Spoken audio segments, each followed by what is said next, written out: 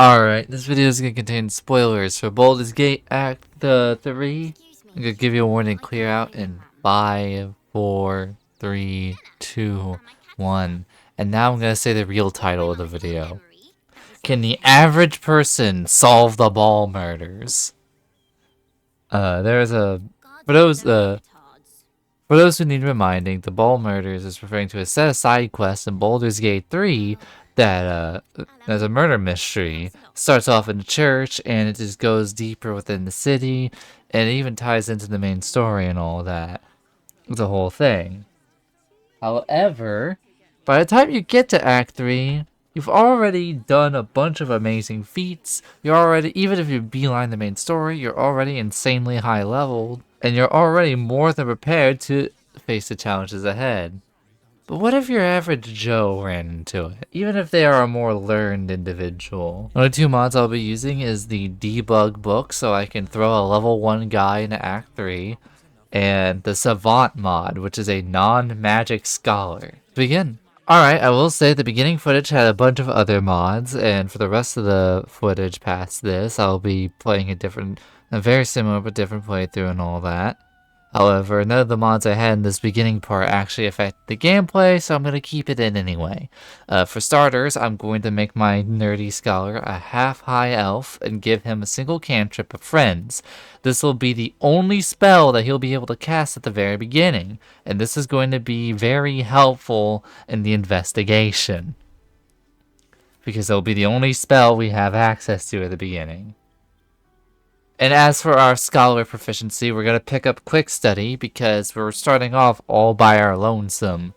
And I put a restriction onto myself that I'm not going to get hirelings unless things turn out real bad. And I also made a promise that I am going to give Withers money for it, and I'm not going to pickpocket the money back. Just to roleplay it as me paying a friend to help me with an investigation. Also, for starter gold, I'm going to start off with a certain amount of gold, and we're just going to have to budget it out from there, maybe do some crime, maybe do some other quests to get my money up. And a little bit of my funny up, but that's besides the point. I was walking around the lower part, Worm's Gate and all that. Entrance to the crossing, which is entrance to Baldur's Gate and all that.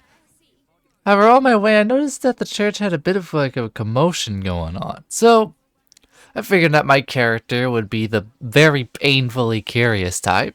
So I investigated. And I'd come to the realization that somebody in the church had been murdered. And they were currently suspecting a refugee for the murder of this person. And it was only up to me to clear this person of their innocence and find the real murderer. So, without any hesitation or any double checking, I went straight into the scene of the crime. I looked around the crypt. I took various things that I felt like would help me in the long run.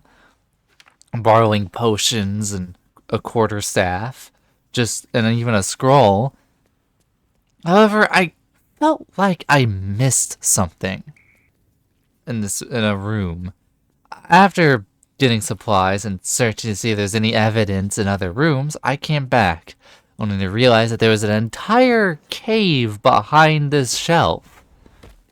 I explored the cave, thinking that the real murderer was probably lurking behind there, or maybe they used it as an exit. Only to be jumped by 3 fully armed individuals covered in armored various weapons. Even from a roleplay perspective, I knew that fighting this was a bad idea, so I ran. And the non-roleplay out of character version, which is the real me, saw that they had like 40 health and I had 17, and my only means of combat were close quarters, so I just got the fuck out of there. And me running away from this horrible encounter was the end of this first recording.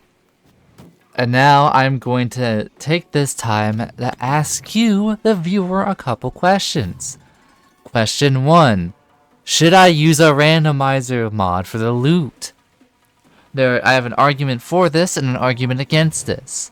My argument for it is that a normal citizen wouldn't expect the exact items to be in exact locations, and that merchants sell different stuff every day, realistically speaking. So it would also keep me on my toes and make me as blind to the wares in the shop as my character. The argument against this is that knowing where everything is will add to the more authentic experience of, could the normal person solve this when put into the shoes of your main protagonist and their party? Meaning they get some of their benefits too, like having the exact items be in their respective locations. And the second thing is, would you mind having little videos like this, where I just give out little updates every now and then? Because I'd be down, but I'm kind of curious if you, the viewer, want to know if I should continue this series. Let me know in the comments below. I'm AC Denton, signing out.